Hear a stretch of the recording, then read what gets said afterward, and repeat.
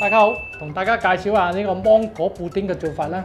好多人都中意食芒果布丁嘅，做法都係好多種噶啦。咁我都介紹下酒樓嘅做法啦。好似眼見好多嘢咁喎。因為呢個材料即係好容易買到，所以咧要整好多嘢噶啦。買唔到現成嘅材料要好多樣要代替嘅。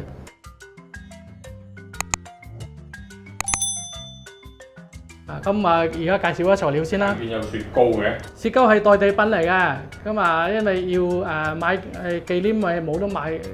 芒果係點揀呢？芒果咧就市面而家就大量上市啦，周圍都有賣啦，你隨便都買得㗎，總之比較甜嘅好食啲就得㗎啦。咁主要都係買李宋芒啦，呢隻李宋芒。酒樓都有色素嘅，我哋屋企冇色素就唔用啦。食用色素我哋就用芒果本身嘅色，就比較好啲，就冇酒樓教到嗰啲色素係好靚啊，都係好似得芒果原色咁嘅嘛。我哋家庭式唔需要啦。而家教大家點樣切個芒果，有啲人好隨便咧剝嘅，咁嗰塊皮剝嗰塊皮就比較麻煩啲，我搞啲醒嘅方法啦。喺中間開咗兩邊啦，開兩邊啦。咁呢塊皮咧就比較難剝㗎。我介紹用個碟，就咁樣，咁就好容易啊。就已經剝咗啦。呢塊皮唔要啦，呢度一樣係咁。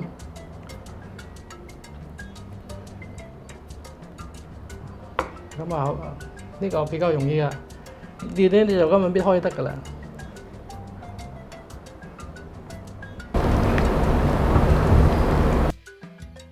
呢度咧就切開一粒粒咯。揀熟定生嘅芒果？揀熟嘅，一定要熟㗎，因為生嘅就唔好食㗎，整落去啊。要熟到透先啲靚嘅都剝好。手咧要洗淨晒，因為本來我要戴手套嘅，我而家咁方便咧就用手，一定要洗淨晒啲手咧就咁食㗎。刀啊、鋸啊嗰啲砧板啲料一定要清理好晒。我呢個全部都洗淨晒㗎啦。呢度呢個核咧就咁攞出嚟。今日完整成個芒果咧就攞咗出嚟啦。呢啲就唔要啦。呢個咧就剁碎咗嘅，都係呢個就用嚟做底，呢度就用嚟做面，以做備用啦。呢兩個材料咁整啦，呢啲就可以收埋啦。開始稱材料啦。呢個芒果布丁咧就唔需要好重而家粉嘅。因為佢用杯裝啊嘛，盡量都係削身啲就好，因為用羹嚟食噶嘛，咁唔能夠太硬嘅，用2兩咁多砂糖啦。而家粉嘅份量咧就用少啲，大概咧2兩大概都用5克、5、6克都夠噶啦。因為呢個我冇電子磅咧稱唔到，大概咁上下就可以啦。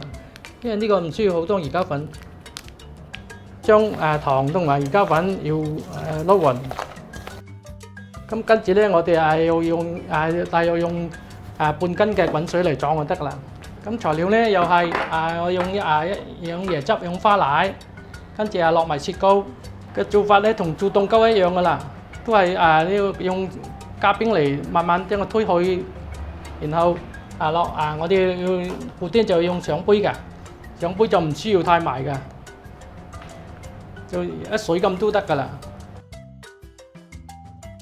呢度大約用半斤嘅滾水，裝埋佢。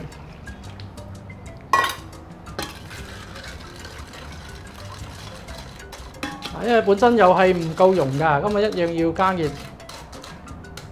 我係加啲大菜落去，大約都係加1-2道大菜落啦，咁上下。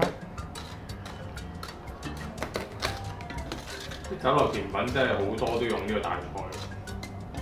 大部分都用大菜咯，不過而家係為咗省時間，因為全部都係再用而家粉㗎啦。酒樓嘅大菜咧，主要就用嚟做灌湯餃嘅啫，而家即係冇咩人用嚟做全部用而家粉嘅，貪快嘅。用而家大菜嘅好處咧，就係即係唔怕咁快溶咯。而我哋淨係用而家粉咧，擺一陣間佢就溶晒㗎啦，就唔能夠擺嘅。佢有個唔好處就係個份量要好難執。佢個份量咧就要，因為你太多嘢好硬嘅，太少咧佢又唔埋，所以個份量就要準確咯。煮嘅過程就要控制到個火力咯，因為而家份咧好快有味㗎，好快煮燶㗎。可以啦，而家用晒得㗎啦。嗱，而家嘅材料底咧就做好啦，咁啊就開始加材料落去啦。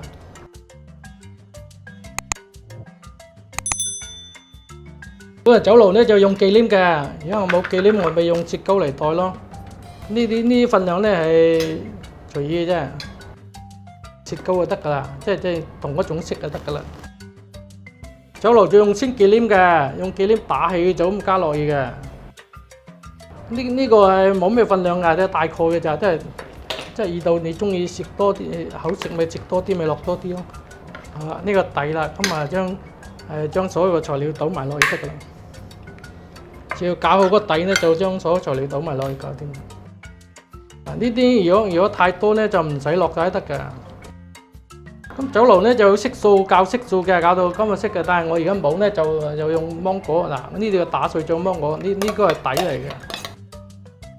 陣間呢度咧就加喺面嗰度㗎啦，因為本身冇色素嘛，就冇人哋咁靚啊嘛，人哋搞到芒果顏色係黃黃地㗎嘛。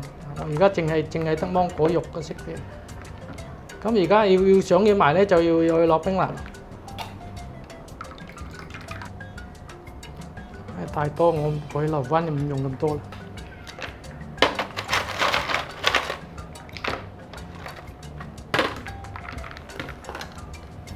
咁搞起咗變咗糊狀咧，就可以你上杯噶啦。就要逐少咁落。係啦，只要搞到你變糊狀，咪可以上得杯咯。嗱，呢啲咧就因為上杯咧就唔需要好硬嘅，緊有啲糊狀就得噶啦。跟住之後都係擺落雪櫃。有擺落雪櫃啦，咁啊第二一隻食得噶啦。擺喺下邊嗰格，唔係上面嗰格。下邊格嘅常溫得噶啦，唔好急凍啊，急凍蝕到硬晒噶啦。嗱，我哋屋企整咧就係冇咩顏色㗎，酒樓嗰啲點係黃色嘅，校咗色素㗎。自己屋企就唔需要嘅，因為佢有食用色素啊嘛，一校咗落去就好睇㗎啦，黃黃地㗎嘛。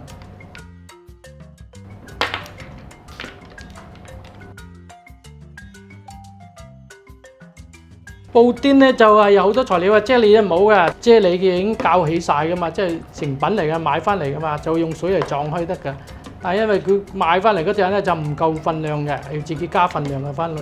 布甸就要加忌廉同雪糕咯，只要佢滑咧就係靠忌廉咯，因為你冇忌廉你就用雪糕咯，雪糕都係滑㗎嘛。多咗啲奶啦。多咗啲奶啊、椰汁之類咯，自己啲喜好咯，加落去咯。咁啊最主要多咗芒果咯。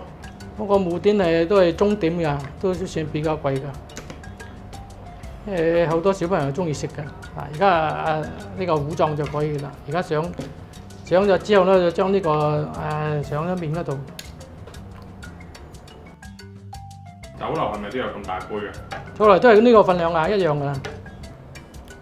佢有啲仲大杯啲啊，有個瓦盅，有個其他專門有個賣布甸嘅裝置㗎嘛。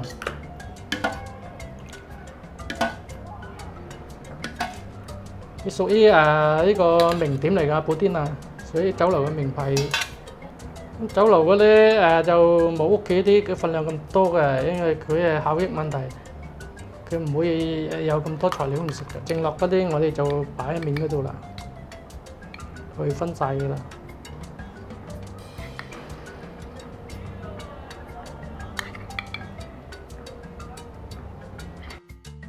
咁啊，所有嘅材料已經搞掂晒，就擺入雪櫃就可以啦。